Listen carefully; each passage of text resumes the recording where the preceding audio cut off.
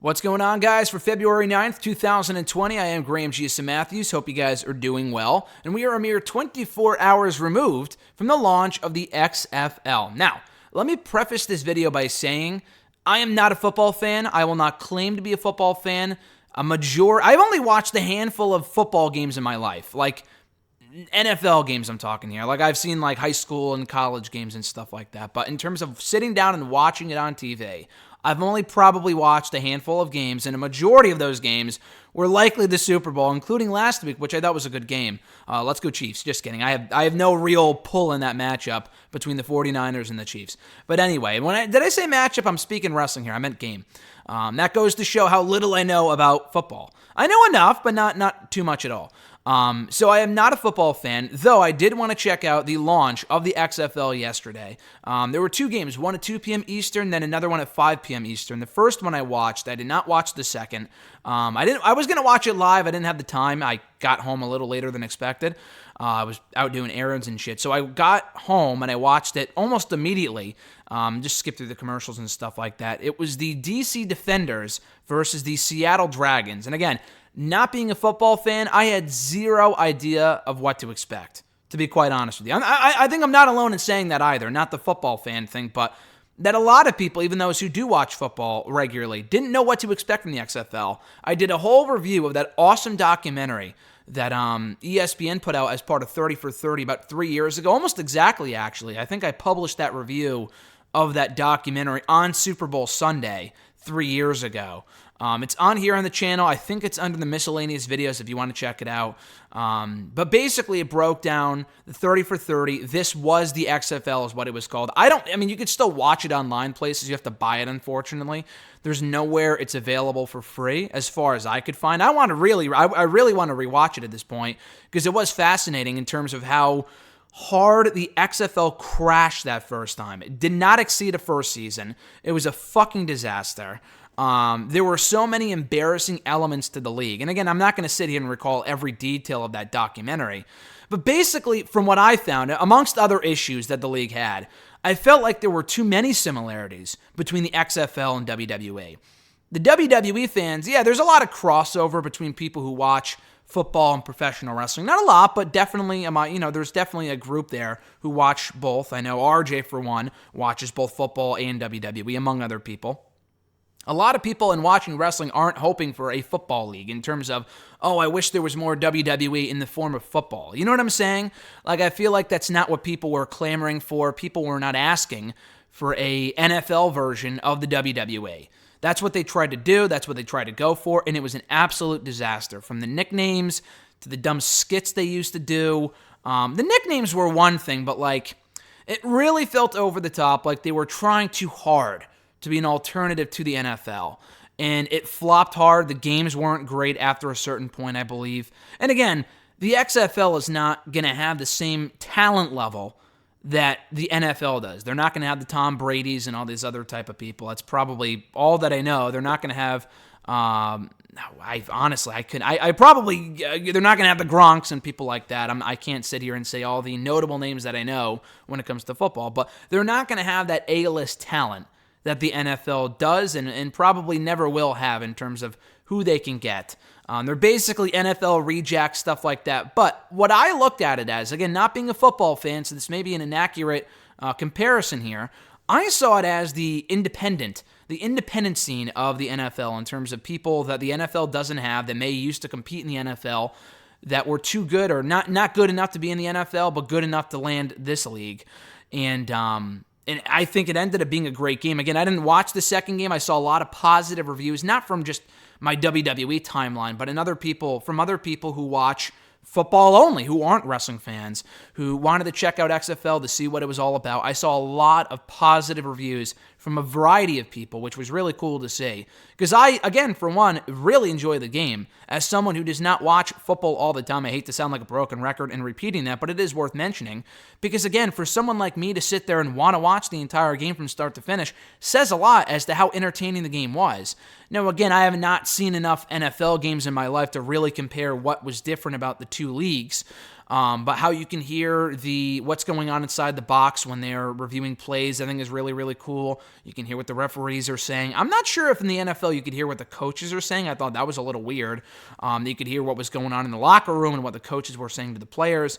The sideline reporters, the interviewers, I thought they did a good job, and I don't think they do that in the NFL where they interview people during the game, as far as I can recall.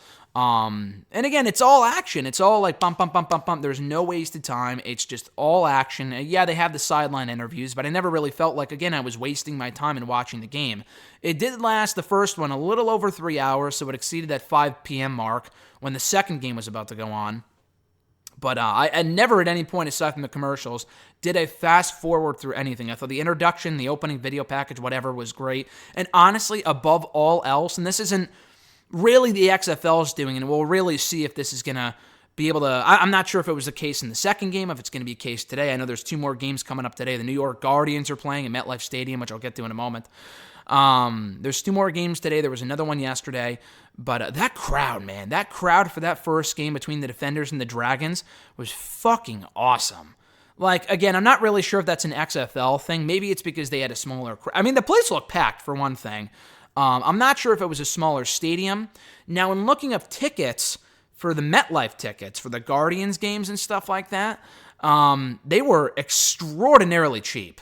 I forgot which game I looked at. It might have been the one for today. I wasn't going to go to the one today. I might go to a game, honest to God, later on in the season. If the games continue to be this entertaining, just to say I went to an XFL game would be funny as hell. I think that'd be great, honestly. I think I would have a great time. I had a really fun time watching this game yesterday. But they were like $30. They were really, really cheap for like really close seats too. To put that in comparison, I know it's 2 totally different things, but WrestleMania, dude, I could not tell you. I feel ashamed to say how much money I paid on those tickets. To sit in like literally the last row up in the 300 section. You can sit very close to the field for $30 at one of these XFL games in MetLife Stadium. So I honestly might check it out at some point. It's only 2 hours from where I live, which is not far at all. New York is farther than that by train, so I might take a ride to MetLife for one of these games probably later on in the season.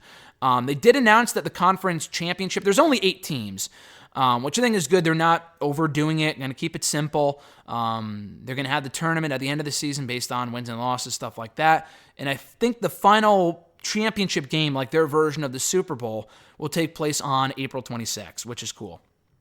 So anyway, going back to what I was originally saying with like the players and the feel of it, you would honestly never know unless you knew the back history of the initial XFL, who owned it, who ran it, stuff like that. And unless you watched the original XFL, I'm telling you right now, if you turned on football and you showed someone who was not familiar with the original XFL, they would probably, at least in my opinion, not know that it was owned by Vince McMahon. You could probably see 0 ties, 0 similarities between the WWE and the XFL, which I like a lot. Again, I'm a wrestling fan through and through. I do not need to see elements of wrestling, like elements of what makes WWE WWE on the football field. They're 2 totally different things. Football has its own magic about it. Take everything about the NFL that people like, take away the things that people don't like, which is kind of what they did. And they switched it up a little bit with different rules. And again, I can't really go into depth about that stuff because I'm not knowledgeable about football for the millionth time. But all action, electric crowds, cool little elements that people can kind of get invested in. The 2-minute warning, and that was a nice little add, a nice little touch compared to the NFL games, which it's not going to make or break a game, but it is cool to see some things being done differently and not for the wrong reasons, not just for the sake of being different, But there was 0 WWE ties on the show. There wasn't any plugs for WWE shows. There weren't any plugs, like you didn't see Vince McMahon. It was just football. It was just football, and they honestly lived up to the slogan here, with football just being fun. And again, I can't sit here and say that, this is the most fun I've had watching football in my life. Maybe it was, but I thought the game was really, really good. And again, I'm only judging this based off of one game. I can't sit here and say, the season's going to be a success. Obviously, Vince is going to lose a lot of money on this thing. A lot of money. Because it's a huge endeavor. But the guy has the money to spare, so that's, that's his choice, that's his concern, whatever. But I really do hope, I don't know what the ratings were for those first 2 games. I mean, the ratings were huge during the first maybe game or week or two during the initial season in 2001, whenever it was, 15 years ago, 20 years ago. So this week's ratings are important, but they're not, for any new show, any new league or whatever, the ratings will do well initially, and then they obviously slowly but surely decrease over time. So that doesn't really mean much, but I think the timing was great. Right after the NFL season just wrapped up, the Super Bowl was a week ago. So people are still in football mode. They still want more football. It's in the spring, doesn't overstay its welcome, doesn't extend over into May and June and the summer months and stuff like that. It would be cool if the season was a little longer, but again, there's only 8 teams. So if it's a success, they can build off of this for future seasons. But I really liked it a lot, again, in terms of that there was zero WWE crossover at all, which is the way that it should be. They didn't have Jim Ross doing commentary. I know he's not in WWE anymore anyway, but I think Jonathan Coachman may have done like a pre-show game thing, but I mean, that makes sense. I don't know if he was doing it on ABC or I don't know where he was doing it, but I just saw him tweet about it a couple days ago. But I mean, that makes sense. He used to work for ESPN. He's a big football guy. I mean, I get it.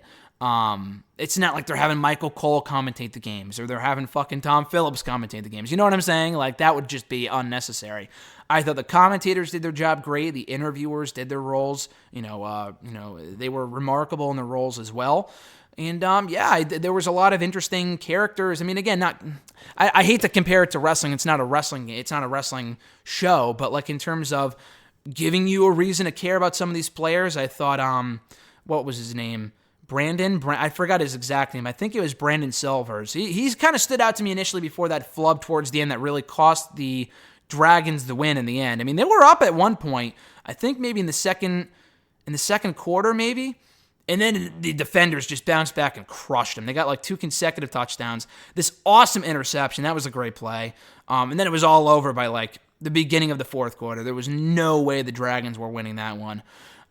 So anyway, I think they did a great job with everything in making you, again, care about these players, introducing you to who they are, because a lot of these people are unknowns, but I thought a lot of them stood out as being, maybe not the next Tom Brady, but as people that I would rather, I would, want to watch, would make me want to watch their next game. So I'll probably be watching the 2 o'clock game today. I'm hoping to get this video up before the second game starts in a couple hours.